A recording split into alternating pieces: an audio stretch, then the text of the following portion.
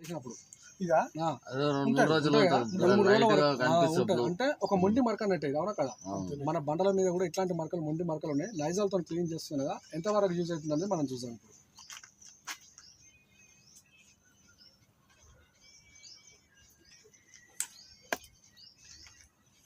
ఇప్పుడు ఒక మొత్తం ఇలా వస్తున్నా. ఓకేనా, వాటర్ కూడా అయిపోయింది నాయన. వస్తుంది సార్. ఇది వచ్చేసి మనకి వెస్టేజ్ దొరికే ఫ్లోర్. ఇది కూడా బండలు కడిగేది. ఇది మన వెస్టేజ్ దొరికే. ఇది కామన్ గా కిరాణా షాప్ లో, డిమార్ట్, సూపర్ మార్కెట్ అందరం వాడుకునేది, ఏడబడతాడ దొరికేది అది. ఇదేమో ఓన్లీ వెస్టేజ్ లో దొరికేది. ఇది కూడా ఎట్లా పనిచేస్తుంది అనేది మనం చూద్దాం. ఇది ఎంత వస్తుంది సార్? కొంచెమే అదొక మూత పోసిన కూడా మనకు అవసరం లేదు. అంతా కూడా అవసరం లేదు సార్.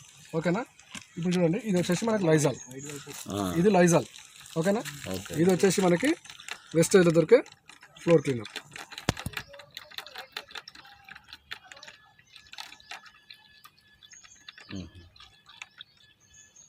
నార్మల్ కలర్కి వచ్చింది, అది డార్క్ అర్థమైపోయింది సార్.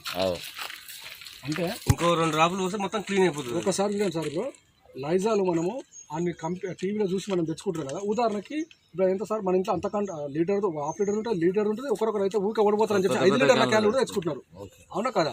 నేనేమంటున్నానంటే, ఒక 2 చుక్కల ఉజాలు వేసి ఒక మూత మొత్తం అది పోసినాము, ఒక 2 చుక్కల ఉజాలనే క్లీన్ చేయలేకపోతుంది, ఇల్లంతా క్లీనింగ్ అవుతుందని మనం ఎట్లా అనుకుంటున్నామని చెప్పండి ఒకసారి. 2 చుక్కల ఉజాలనే క్లీన్ చేయలేకపోయింది గిన్నె నీళ్ళల్లో. అట్లాంటిది ఇల్లు మొత్తం క్లీనింగ్ అవుతుందని నువ్వు ఎట్లా అనుకుంటున్నావు?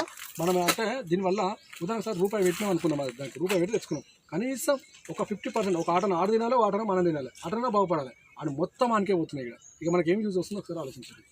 అంటే మనమే కాదు, మన అన్న, మన తమ్ముడు, మన బావ, మన బొమ్మడిది, అక్క, చెల్లెలు అందరం కలిసి తెచ్చుకొని ఎవరిని బతికిస్తున్నాం ఒకసారి ఆలోచించాలి. మన పైసలు మొత్తం కలిసి ఎవరిని పోతున్నాయి.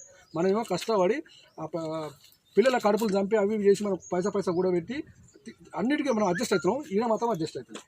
మరి ఇది ఎంత పోసినా చెప్పండి ఒకసారి. జస్ట్ కొన్ని డ్రాప్స్ వేస్తేనే కంటికి కనిపించిన బ్యాక్టీరియా కూడా, మరకతో పాటు బ్యాక్టీరియా కూడా పోయింది. పోయింది మరి అది క్లీనింగ్ అయిపోయింది. మరక పోయింది. ఇప్పుడు మరక ఎటు పోయిందంటే మనం ఏం చేస్తాం, బండ్లలో ఆ టైప్లో మరక పోయింది. మనం మరక దానికి చూస్తే దానికి పోయి, కానీ ఇల్లనే ఉంది ఎటువంటి మరక సేమ్ బండల మీద అవుతుంది సార్. ఇదే అనమాట. ఇది తెలుసుకోలేకనే నీకు టీవీలో ఎవరు చెప్తున్నాను మనం లైజాల్ కొంటున్నాం అని చెప్తున్నా సార్. మనకి ఇంత క్లారిటీ ఇస్తారా?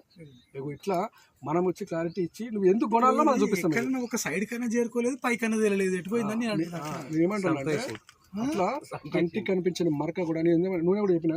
ఇది ఎంత పోసినా సార్, మనం కొన్ని డ్రాప్స్ వేలే, ఆయిల్ కూడా గంట పోయాలి. మనం అద్దవలే పోసేది కాదన్న. అంటే మనం ఏదైనా నువ్వు డబ్బులు పెడుతున్నావు అంటే తక్కువ క్వాంటిటీ వాడుకోవాలి.